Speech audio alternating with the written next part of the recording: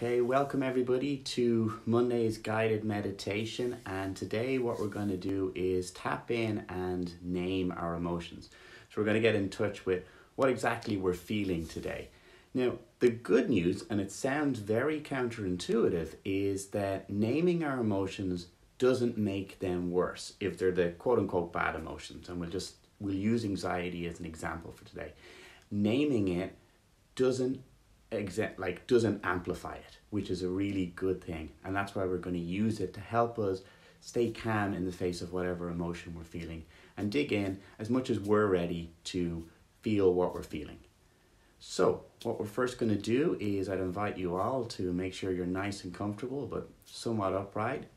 Gently close your eyes or direct your gaze downwards, and we're going to tap into the breath.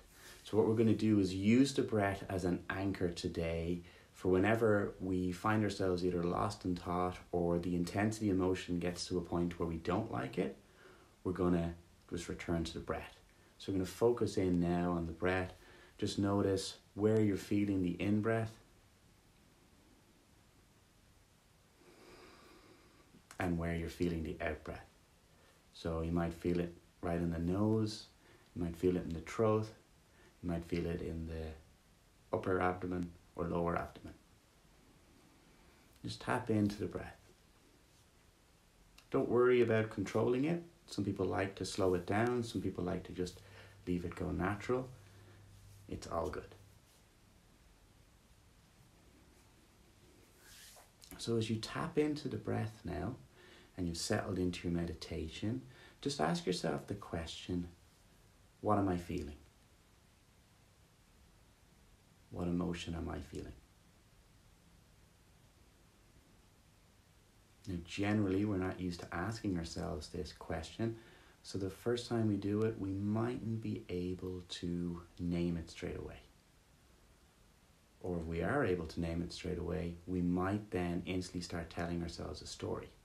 And you'll notice this story will be, I'm anxious because, I'm happy because, I'm worried because,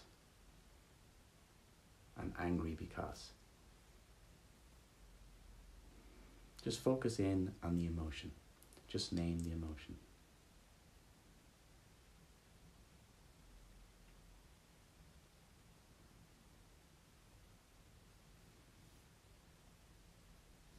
The most powerful way to let go of an emotion's control over you is to name it. And this is most powerful with shame and just naming that you're ashamed or you're embarrassed by something. And that could be anything. We'll say in the current situation, it could be that, I'm ashamed, I'm complaining when there's people who have it worse, or I thought I was stronger, or anything like that.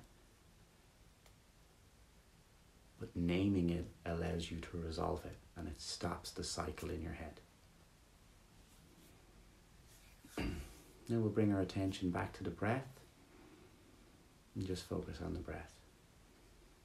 Easiest thing to do with that is just note to yourself in and out. In and out. What this does is it gives you a little respite from the emotion if it becomes overwhelming or starts to bubble up and dominate your thoughts. And even when you feel ready, you can tap back in to saying, what emotion am I feeling? If you'd like to explore, you can try and figure out where is that sensation in the body. If it's butterflies in the stomach, try and see, well, where in the stomach is it? Does it expand all the way out to my sides, or is it right in the center? Is it all the way up into my chest, or is it going all the way down into my pelvis? Trying to really dial in at this. And what you're doing there is you're sitting with the emotion and you're being curious about it rather than reacting to it. And again, if it makes you uncomfortable and it's too uncomfortable for you, that's perfectly okay. That's very normal, by the way. We just return to the breath. In and out. In and out. We were never taught how to do this, but it allows us to be very brave and sit with our emotions instead of either running from them or letting them dominate our thoughts and our actions. We're now noticing that the emotion is there.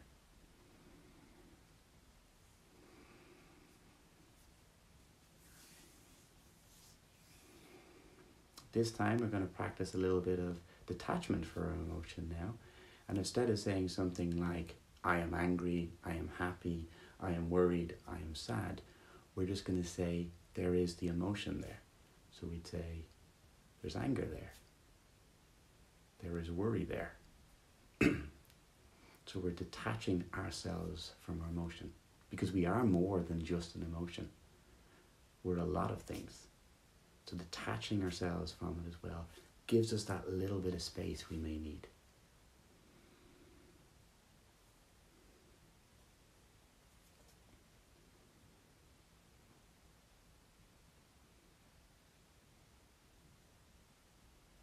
Now we'll return to the breath again, just to keep us present.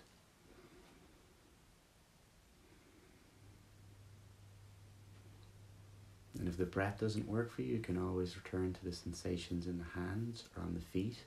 Feel the feet on the floor or the cushion. Feel your hands either interlaced or resting on your lap. The great thing about the breath and the sensations in the body is they're always there, and they can always give us that little respite from an emotion if it's overwhelming.